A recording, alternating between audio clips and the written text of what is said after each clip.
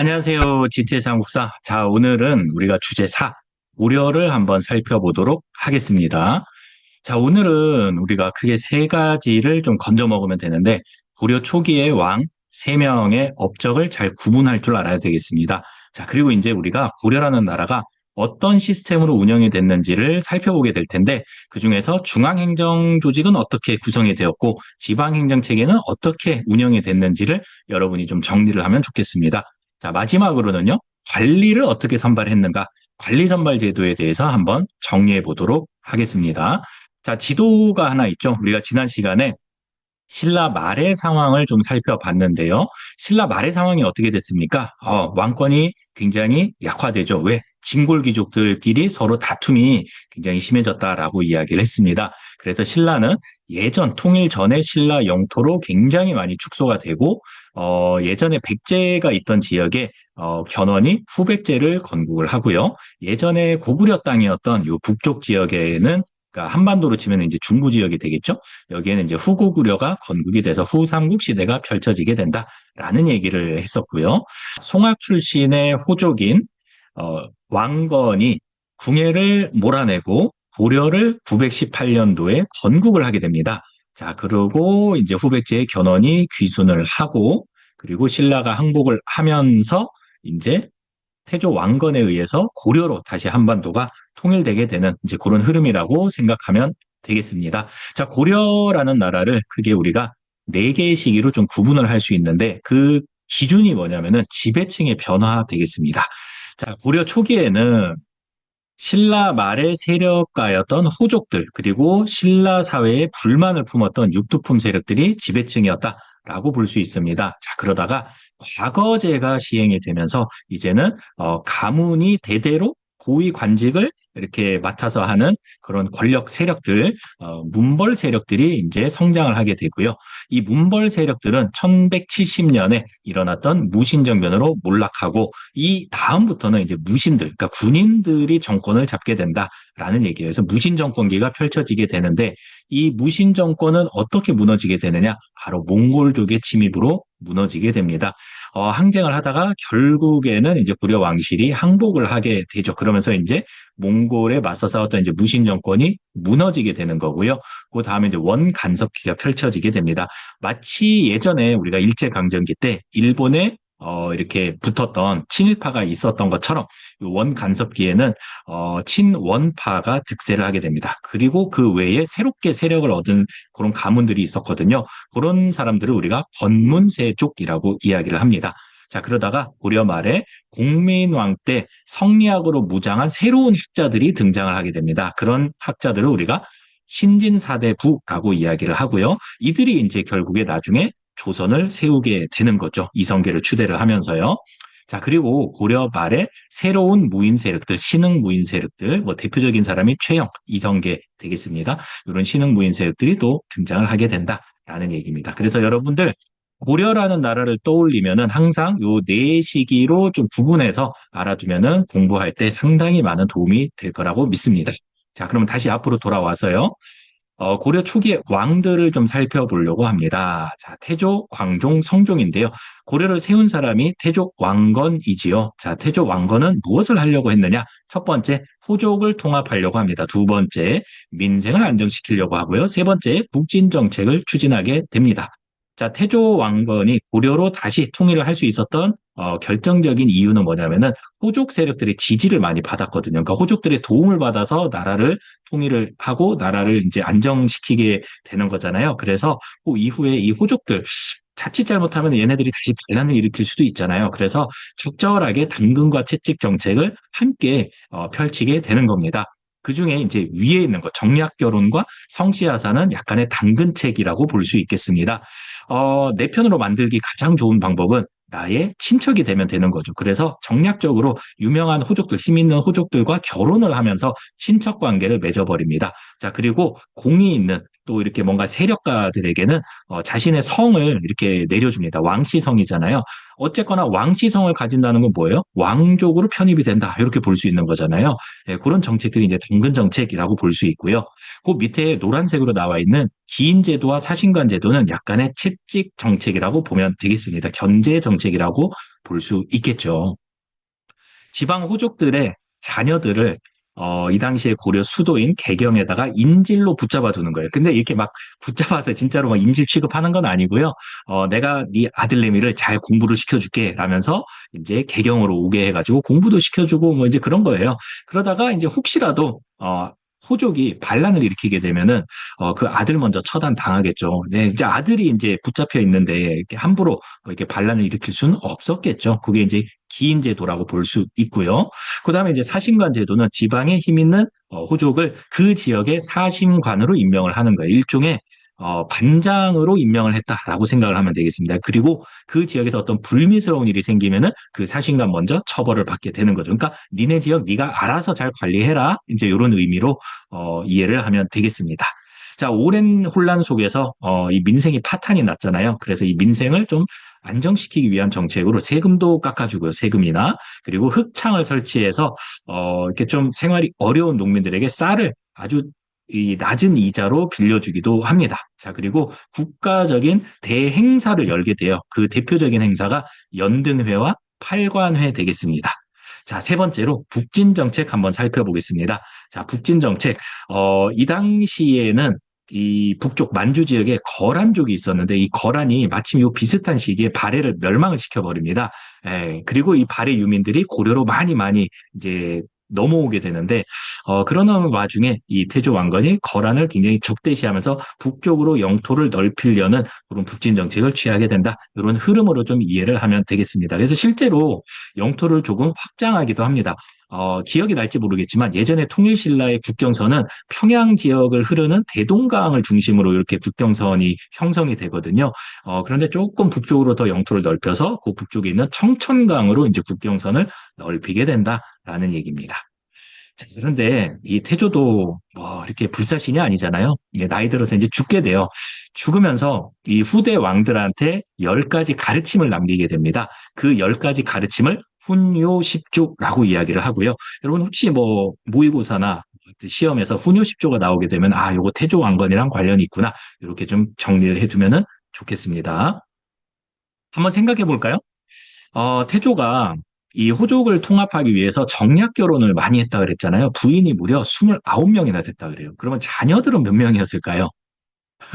34명인가 그렇습니다. 그러니까 지금 우리 교실에 앉아 있는 한 학급보다도 훨씬 더 많은 자식들이 있었다라는 거죠. 그러면 어떤 문제가 생길까요? 태조가 죽고 난 다음에 맞아요. 왕권 다툼이 굉장히 심해질 가능성이 있겠죠. 그래서 실제로 태조가 죽고 난 다음에 그런 왕권 다툼이 굉장히 많이 일어나서 잠깐 동안 좀 혼란스러운 시기가 펼쳐지게 됩니다.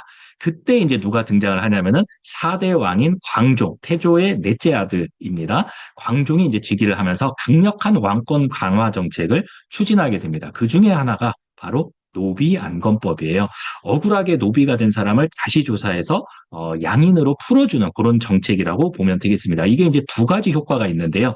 이 당시에 주로 누가 이렇게 노비를 많이 갖고 있었냐면은 지방 호족들이거든요. 그런데 이 호족들이 갖고 있던 노비를 다시 풀어주니까 호족들의 세력은 약화가 됩니다. 맞죠? 네. 그리고 두 번째 효과는요. 국가 재정이 늘어나게 됩니다. 여러분, 이 당시에는 노비는 사람이 아니었어요. 사람의 모습을 한 물건이었거든요. 물건이 세금을 내지는 않잖아요. 세금은 오로지 사람이 냅니다. 그래서 노비는 세금을 내지 않았다라는 얘기인데 이 노비들을 다시 양인으로 풀어줬다라는 것은 세금을 납부할 양인들이 늘어났다라는 얘기고 그거는 다시 국가 재정의 확충으로 또 이어지게 되는 겁니다. 그런 두 가지 효과가 있었다라는 것까지 여러분이 좀 정리를 하면 되겠고요. 공복을 제정하죠. 요거는 이제 공무원들의 등급에 따라서 옷 색깔을 조금 다르게 했다. 서열화를 시켰다. 이런 얘기고요. 그리고 이게 이제 진짜 중요해요. 이때 중국의 후주에서 쌍기라는 사람이 고려에 귀화를 하게 됩니다. 그리고 이제 왕에게 건의를 합니다. 왕이시여, 과거제를 시행을 해서 능력 있는 인재들을 관리로 삼으십시오. 이렇게 이제 건의를 하니까 광종이 이 제안을 받아들여서 과거 시험을 이때 처음으로 시행을 하게 됩니다. 그래서 여러분 광종이 등장을 하면요. 두 가지는 꼭 기억을 해야 됩니다. 첫 번째 노비안건법, 두 번째 과거제 처음 시행했다. 됐죠? 네. 그리고 이제 성종으로 넘어가겠습니다. 자, 성종은 유학자 최승로의 시무 28조라는 건의를 받아들이게 됩니다. 그러면서 수용을 했다 이런 얘기고요. 체제 정비를 하게 되는데 중앙은 이성육부제를 도입을 합니다. 그리고 지방에는 12목 12군데의 중요한 지점에다가 지방관을 파견하게 됩니다. 이게 최승로의 시무 28조랑 무슨 관련이 있는가? 여러분 교과서 21쪽 아래쪽에 탐구 자료를 좀 보면 좋겠습니다. 거기 7조와 11조가 나와 있는데 7조 같은 경우가 바로 지방관을 파견하기를 건의하는 내용이고요. 11조 같은 경우는요. 이거는 이제 유학을 좀 도입을 해달라는 건의문이라고 보면 되겠습니다. 그래서 요 11조의 건의를 받아들여서 유교 인형을 정치에 도입을 하게 되는데 유학 교육을 시키기 위한 국립 대학교를 만듭니다. 그게 바로 국자감이에요. 이게 이제 통일신라에도 비슷하게 있었죠? 그게 뭐죠? 맞아요. 국학. 신문왕이 설치를 했죠. 요거랑 또 비슷한 기능을 가진 발해의 학교가 있었죠. 기억나나요? 주자감입니다. 주자감. 다 기능은 비슷합니다. 유학 교육을 위해서 국가가 직접 만든 학교다라는 공통점이 있겠네요. 자, 이제 우리가 제도를 살펴보고 마치도록 하겠습니다. 중앙제도, 지방제도, 관리선발제도 세 가지를 볼 텐데 중앙제도는 여기 성종에서 우리가 정리한 것처럼 이성육부제라고 보면 되겠습니다. 왜 이성육부제라고 부르느냐? 중서문화성, 상서성, 성이 두 개죠? 그리고 상서성 밑에 정책을 시행하는 부가 6개가 딸려 있습니다. 그래서 이성육부제도라고 우리가 부르게 되는 거지요. 자, 그중에서 여러분이 조금 알아둬야 될 기구가 두 가지가 있는데 어사대와 그다음에 중서문화성의 조금 낮은 관원들을 낭사라고 하는데 이들을 묶어가지고 우리가 뭐라고 부르냐면 대간이라고 불러요. 대간. 대감 할 때 그 대감이 아니고 대간입니다. 간. 왕의 잘못을 이렇게 논쟁하기도 하고요. 잘못된 왕명을 거부하기도 합니다. 그리고 관리를 임명할 때나 법률을 개정할 때 요거를 동의할 수 있는 권한까지 있었던 그런 이제 조직 또 사람들이라고 보면 되는데 말하자면 일종의 견제하는 사람들의 역할이라고 보면 돼요. 언론의 역할을 했다라고 생각을 하면 되겠습니다. 자, 그리고 이제 고려에만 나타나는 독특한 기구 두 개가 있는데 그게 바로 국방 문제를 논하는 도병마사와 법제를 제정하는 식목도감 되겠습니다. 도병마사나 식목도감이 나오면 여러분은 머릿속으로 0.5초 만에 이거 고려구나라고 알아두면 되겠습니다. 자, 다음은 이제 지방제도를 좀 살펴보겠습니다. 자, 지방제도는 오도양계라고 여러분이 알아두면 됩니다. 계가 두 개가 있죠. 북계, 동계. 요거는 이제 국방을 이제 담당하는 그런 군사 행정구역이라고 보면 되고요. 그다음에 도가 5개가 있네요. 그래서 합해서 오도양계라고 부릅니다. 그리고 여기 개경이 지금의 개성입니다. 지금 북한 지역에 있죠. 이게 이제 당시의 수도였고 여기 밑에 있는 남경이 지금의 서울입니다. 우리가 있는 곳이죠.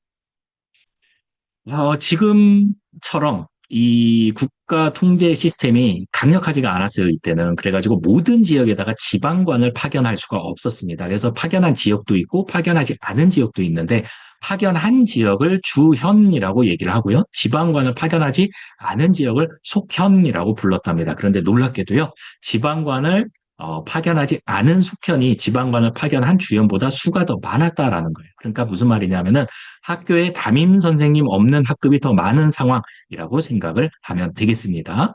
자, 그리고 이제 독특한 게 있는데, 고려에는 향, 부곡, 소라는 지방관이 파견되지 않고 차별받는 양인들이 살고 있는 그런 행정구역이 있었다라는 것까지 여러분들이 좀 정리를 하면 좋겠습니다. 자, 마지막으로 관리선발제도 한번 살펴볼게요. 자, 과거제가 광종 때 처음 시행이 됐죠. 시험을 보고 관리가 되는 이제 그런 시스템이라고 보면 되고요. 시험을 보지 않고 관리로 선발되는 음서도 같이 있었다라는 걸 알아두면 되겠습니다. 자, 이 음서 같은 경우는 약간의 특혜라고 볼 수 있어요. 남들은 시험을 보고 실력을 입증받아야 관리가 되는데, 요거는 그냥 시험 없이 바로 관리가 될 수 있는 특혜인 거니까 아무나 이게 혜택이 적용이 되는 건 아니었고요. 5품 이상의 고위 관리의 자녀들만 여기에 이제 해당이 됐다라는 거예요. 자, 그리고 이제 과거 시험에는 종류가 있는데 여러분 교과서 23쪽을 보면은 나와 있습니다. 자, 문과, 그게 이제 또 두 가지로 나눠져요. 서술형 문제라고 할 수 있는 재술과와 그다음에 구술 시험이라고 할 수 있는 명경과로 또 나눠집니다. 이렇게 이제 문과에 통과를 하게 되면 이제 문관으로 임용이 되는 거고요. 그다음에 이제 잡과라고 해서 이제 기술관을 뽑는 이제 그런 시험이 따로 있었습니다. 그리고 좀 독특한 게 승과라고 해서 스님 인증을 받는 그런 시험도 있었다라는 거예요. 여기서 우리가 알 수 있는 사실은 문과가 없죠. 문과가 있으면은 이과가 있어야 된다고요? 문과, 이과 그거 말고 무신할 때 문과, 무과. 근데 무과는 없었습니다. 그 말은 또 무슨 말이냐면은 고려시대 때는 무관이 상대적으로 차별을 받고 있었다라는 얘기예요. 그러니까 별로 대우를 해주지 않았다라는 거예요. 니네는 시험을 볼 정도로 그렇게 중요하지 않아. 여기 이제 나중에 무신정변으로 또 이어지게 되는 거고요. 두 번째로 독특한 거는 승과가 있었다는 거잖아요. 그러니까 불교를 굉장히 중요하게 생각하는 나라였구나라는 것까지 여러분들이 정리를 하면 되고요. 과거의 비중보다 음소의 비중이 다소 높았던 게 또 하나의 특징이에요. 그러니까 능력을 보긴 보는데 그래도 아직까지는 조금 신분이 더 중요한 그런 시대였다. 어쨌거나 능력을 통해서 관직에 나아가는 그런 분위기가 시작이 됐다라는 점에서는 좀 이렇게 의미가 있습니다. 자, 여기까지 우리가 고려 초기의 왕들과 기본적인 제도를 좀 정리를 했습니다. 다음 시간에 만나겠습니다. 안녕.